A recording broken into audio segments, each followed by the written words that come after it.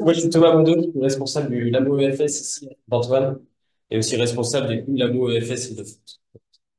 Donc, je vais vous parler des anémies hémolitiques induites par les médicaments. Donc, une petite introduction, c'est une complication rare des traitements médicamenteux. Donc, l'incidence, elle est calculée à 1 pour 1 million de traitements médicamenteux. Euh, c'est à mettre en opposition avec les neutropénies médicamenteuses et les thrombopénies médicamenteuses, qui sont tout de même plus fréquentes. C'est une pathologie qui est très probablement sous-diagnostiquée et qui peut donner des anémies hémolytiques modérées. Et ça peut aller voir très sévère, voire avec des patients qui finissent en réanimation avec des défaillances multiviscérales et qui en décèdent. Le premier cas suspecté, donc un peu d'histoire, c'était en 1953. C'était un patient qui avait reçu un traitement par méphénitoïne, qui est un anticonvulsif, et qui a développé notamment une pancytopénie, mais aussi une anémie hémolytique, avec un test de Coombs qui était positif.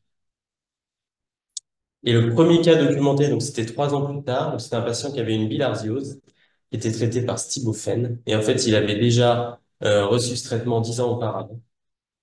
Voilà, et du coup, lors de la deuxième administration, il y a eu une hémolyse intravasculaire aiguë, on a retrouvé un test de Coombs positif, et en fait, il montrait que le sérum du patient était réactif contre des globules rouges homologues, mais seulement quand il y avait le médicament. Et en fait, à l'arrêt du médicament, ils ont montré que le taux d'hémoglobine s'est normalisé en 20 jours et plus d'anticorps entre guillemets anti-médicaments en 60 jours. Donc, il y a plusieurs mécanismes pour les anémies hémolytiques induites par les médicaments. Donc, il y a des anticorps qui sont dépendants du médicament. Donc, en fait, il y a besoin que le médicament soit dans le mélange réactionnel pour les trouver, enfin, et pour surtout qu'ils soient actifs. Donc, il y a des médicaments qui vont modifier la membrane du globule rouge. Voilà, donc en fait, c'est un peu le mécanisme du médicament adsorbé. En fait, ça modifie la membrane du globule rouge et là, le taux anticorps s'attaque au globule rouge. Ou alors, il y a vraiment des médicaments qui vont créer un complexe cyclique. Donc, ils vont créer une sorte de néo-antigène. En fait, il y a vraiment besoin du globule rouge du médicament que l'anticorps soit actif. Et à côté de ça, il y a des anticorps anti-médicaments dont le mécanisme est indépendant. Donc, ils sont indépendants du médicament, pardon. Donc, on n'a pas besoin d'avoir de médicaments dans le mélange réactionnel pour les détecter. Donc, en fait, ça, on peut pas trop les différencier, nous, des auto-anticorps, des autres anémies hémolytiques auto-immunes. Là, ça donne des panaglutinations anémiques. Et en fait, ça, on sait que c'est, par exemple, des traitements comme la métic-dopa qui vont donner ce genre de choses.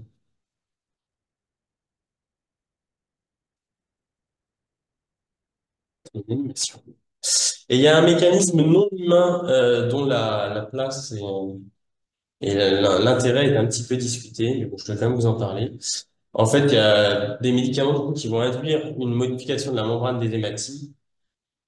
Et en fait, cette modification de membrane va faire que toutes les protéines du plasma du sérum vont venir se lier sur le globule rouge. Il y a des liaisons non spécifiques. Donc, ça avait été décrit initialement avec la céphalotine. Voilà, donc ça donne des examens, des tests de Coombs positifs. Et en fait, dans ces cas-là, on ne retrouve pas d'anticorps antimédicaments. Donc, enfin, vraiment la place de ce mécanisme dans l'anémie hémolytique est un petit peu discutée. J'ai repris des vieilles diapos, je ne pensais pas pardon, je ne pensais pas avoir d'animation, mais en fait, j'en ai. Voilà, donc l'incidence clinique, discuter ce que je vous disais. Hop, donc si on regarde les aspects cliniques, donc pour les anticorps qui sont indépendants du médicament, on a plutôt une hémolyse qui est extravasculaire, avec une immunisation qui va être dose dépendante. Et en fait, à l'arrêt du médicament, l'amélioration va être progressive en quelques jours, voire quelques semaines. Et quand on réadministre le médicament, c'est là surtout la grosse différence avec les anticorps dépendants, c'est que les auto-anticorps apparaissent, mais il n'y a pas de renforcement. Et en fait, le diagnostic, on peut pas vraiment nous le tester au laboratoire. Vous verrez parce qu'on teste vraiment que un des mécanismes. Et en fait, il est vraiment basé sur la relation temporelle entre la prise de médicaments et l'apparition de l'anémie hémolytique. Et donc, c'est ce que je vous disais au laboratoire. On a des auto-anticorps, entre guillemets, classiques. Et pour les anticorps dépendants du médicament, l'hémolyse, elle est intravasculaire. Ça peut être possiblement sévère. C'est ce que je vous disais tout à l'heure, qu'avec des insuffisances rénales aiguës, des défaillances multiviscérales. L'immunisation, donc, on l'observe le plus souvent après réintroduction du médicament. Donc, pour le patient traité par Stibofène, là, on voyait bien qu'il avait été traité 10 ans auparavant. Donc, c'est vrai que ça, c'est des choses qu'on demande quand on fait quand vous nous appelez pour des anticorps antimédicaments, c'est est-ce que le patient a déjà été traité. On peut aussi le retrouver chez des patients qui sont traités au long cours, avec en fait une sensibilisation qui se fait petit à petit. L'évolution, du coup, quand on arrête le médicament, l'évolution est rapidement favorable parce que du coup, il suffit juste que le médicament soit éliminé pour qu'en fait les anticorps anti-médicaments arrêtent d'agir, donc que l'hémolyse se stoppe. Et généralement, on observe que quand on réintroduit le médicament, donc s'il y a eu un premier épisode d'hémolyse comme ça, et qu'après on réintroduit le médicament, les conséquences vont être beaucoup plus importantes. Donc on a eu le cas dernièrement avec une patiente enfin, dernièrement, c'était quand même il y a quelques années, de Paul Brousse, qui a fait une anémie hémolytique sur des produits de contraste iodé. Et en fait, pendant plusieurs fois, plusieurs moments, elle avait vu plusieurs imageries, ils avaient observé des petites anémies hémolytiques, mais bon, ils s'en étaient pas trop préoccupés. Et un jour, ils ont réinjecté du coup ces produits contraste iodés, et au bout d'un quart d'heure, elle était complètement en état de choc parce qu'elle faisait une hémolyse ultra sévère. Et pour le diagnostic, et ben en fait, ce qu'on regarde en fait, c'est aussi la relation temporelle entre la prise du médicament et l'anémie hémolytique. C'est important. Et puis là, pour le coup, on peut rechercher vraiment à Saint-Antoine des anticorps antimédicaments. Et on peut avoir la combinaison des différents mécanismes. Pas exclu. Donc, quand vous avez une suspicion, ce qu'il faut faire, c'est contacter un biologiste de l'EFS Saint-Antoine. Et en fait, nous, on va vous poser toute une petite série de questions. Déjà, s'il y a bien une anémie hémolytique documentée. Voilà, ça nous est arrivé d'être appelé pour plus de 0,5 d'hémoglobine. Pas très pertinent. Voilà, on vous demande si le patient a un EDA positif. Donc, généralement, les EDA, les tests de Coombs, ils sont de type IgG, même si en fait, on peut un peu tout voir. Généralement, l'élution, enfin, on est souvent appelé dans des contextes d'anémie hémolytique qui sont pas forcément expliqués. Donc, généralement, le site EFS de l'hôpital en question a déjà fait tout ce qui est test de Coombs, élution, tout ça. Donc, généralement, l'élution est faite, elle est négative. Et en fait, ce qui est surtout important, c'est savoir les médicaments qui ont été pris récemment, qui ont été introduits récemment.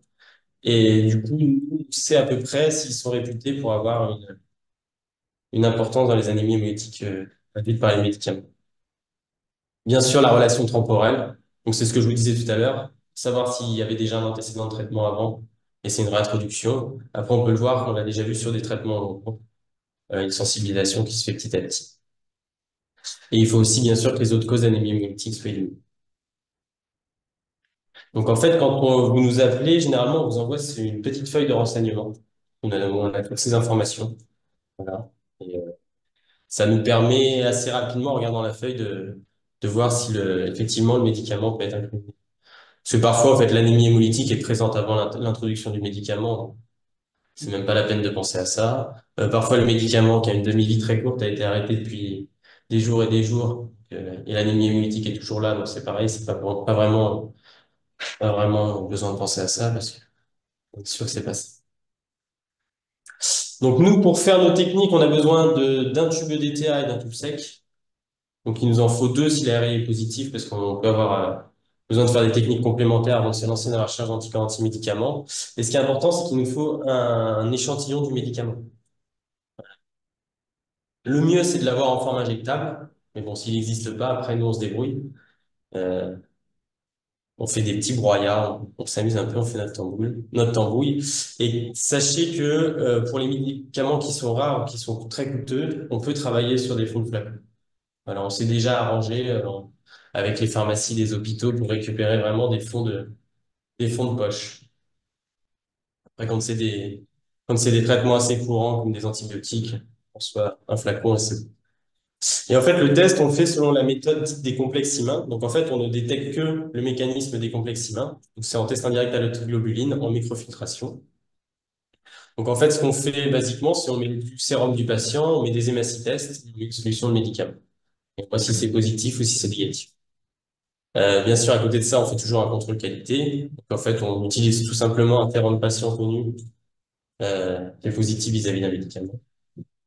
Et on fait des témoins négatifs pour s'assurer que notre réaction, elle est bien liée à un anticorps anti-médicament. On fait un témoin sans médicament et un témoin sans sérum patient.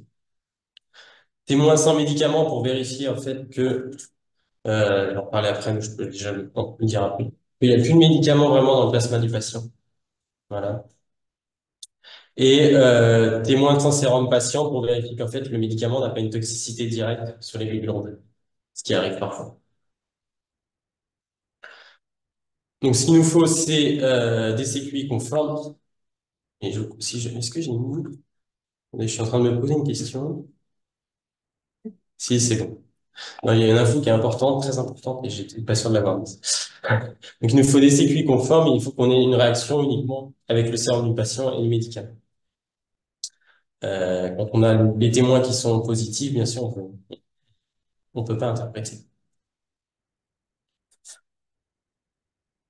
Ça, je vous l'ai mis, mais je vais passer. Non, c'est pas hyper important. Voilà. Je vais parler de toute celle-là. Voilà. Les prélèvements qui sont ininterprétables, donc c'est ce que je vous disais, c'est quand le médicament a une toxicité directe sur les globules rouges. Donc ça, nous, on se débrouille, on adapte la concentration du médicament. Euh, Ce que je vous mets, c'est privilégier les formats végétales parce que c'est plus facile pour nous de réaliser des dilutions précises. Et l'autre chose, c'est quand le médicament est toujours présent dans le sérum patient, en fait. Ce qui est important pour nos tests, c'est vraiment que le médicament soit arrêté et qu'il soit épuré. Voilà, donc on compte, on fait les prélèvements après 5 à 7 de milli, généralement.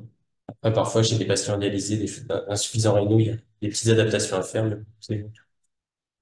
c'est un peu la limite parce qu'il y a des patients qui ont des traitements, parfois qui sont un peu difficiles à arrêter. Il faut quand même. On a testé le tacrolimus il y a pas très longtemps. C'est ça que c'était un peu difficile à arrêter chez les patients. Et du coup, notre limite, c'est qu'effectivement, on explore le seul mécanisme des complexes humains.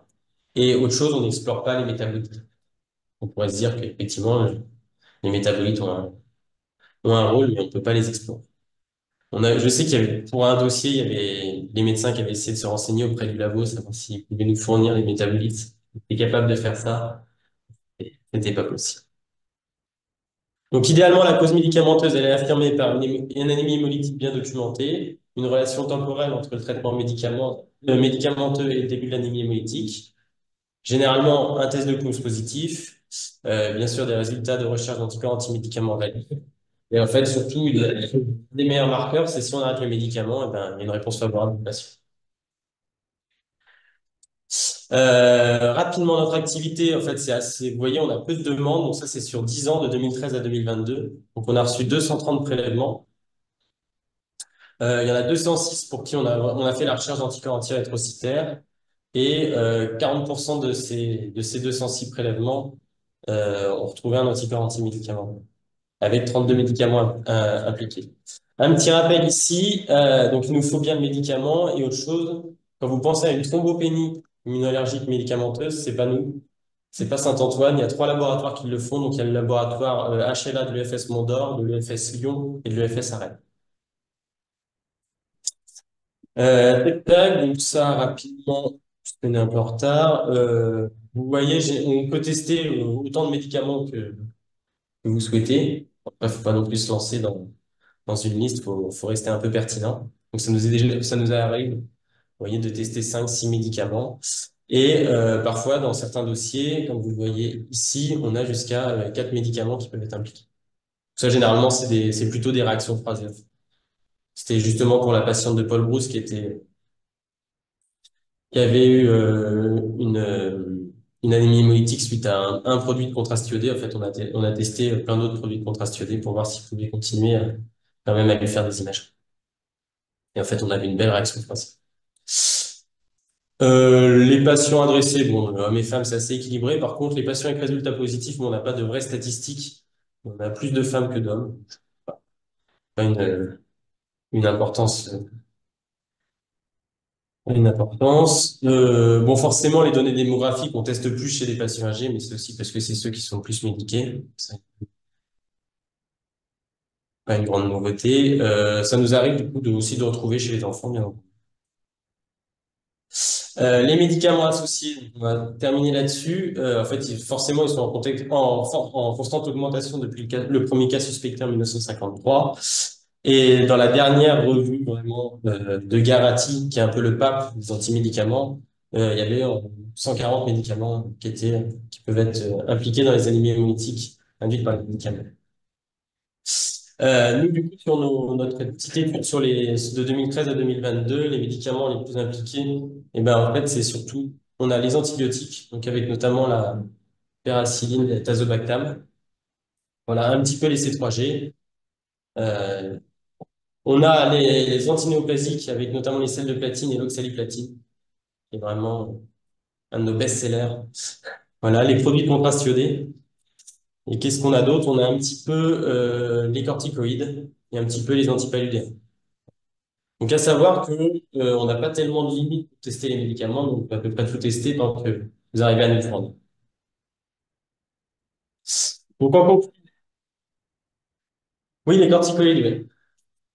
C'est fou, ouais. Mais oui, les corticoïdes, ça peut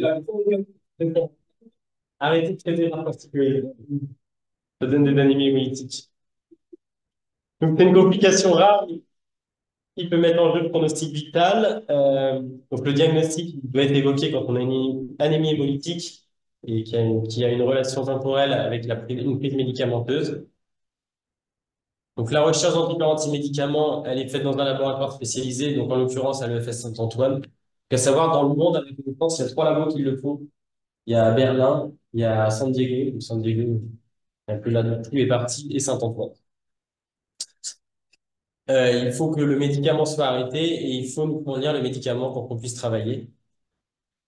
Le traitement est souvent simple, donc parfois on a besoin, les patients ont besoin d'être traités par corticoïdes, ont besoin d'être transfusés, mais en fait, si on arrête le médicament, normalement, ça s'améliore assez rapidement. Et surtout, quand on trouve un anticorps anti-médicament, il faut qu'il y ait une déclaration à la pharmacovigilance et il faut surtout contre-indiquer toute réintroduction parce que ça peut avoir des conséquences assez sévères. Voilà, je vous remercie.